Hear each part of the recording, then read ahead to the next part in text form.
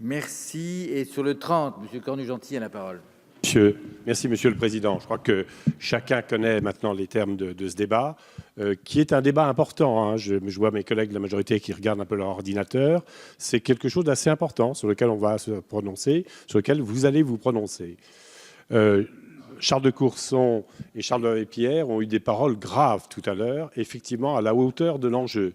L'enjeu, ce n'est pas simplement de savoir si on va faire plaisir ou pas au ministre de la Défense et aux armées. L'enjeu, c'est la crédibilité de la parole publique.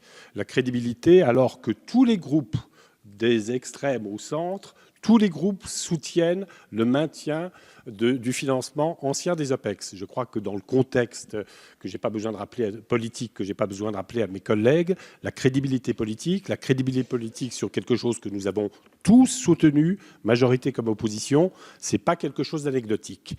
2 points pour éclairer ceux qui connaissent peu les sujets militaires.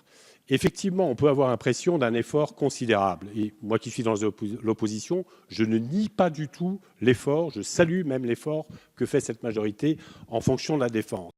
Il faut néanmoins bien avoir en tête que cet effort, il a été calculé avec le financement interministériel des OPEX. Et c'est un effort important, mais qui est le strict minimum pour financer nos armées, ou alors il faut revoir nos ambitions. On est face à un choix politique lourd pour nos armées. Voilà sur le fond du sujet. 2 petits éléments politiques pour conclure. À votre adresse, Monsieur le Ministre, tout d'abord, vous êtes un ministre que l'on dit politique et prédit un grand avenir. Est-ce que pour vous, l'enjeu est simplement d'être le bon petit soldat de Bercy, ou est-ce que, effectivement, comme on l'a dit, alors les militaires ne sont pas des gilets jaunes, hein, ils ont d'autres couleurs qu'on leur connaît, voilà, mais les militaires, ils ne vont pas manifester, mais ils vous regardent, Monsieur le Ministre. Et je pense que le gouvernement, qui a quand même pas mal de difficultés, n'a pas besoin de perdre sa crédibilité auprès des militaires. Je pense que ce ne serait pas une bonne chose, y compris d'un point de vue politique. Je me tourne vers les collègues de la majorité. Vous n'avez pas la pression de Bercy qu'a le ministre.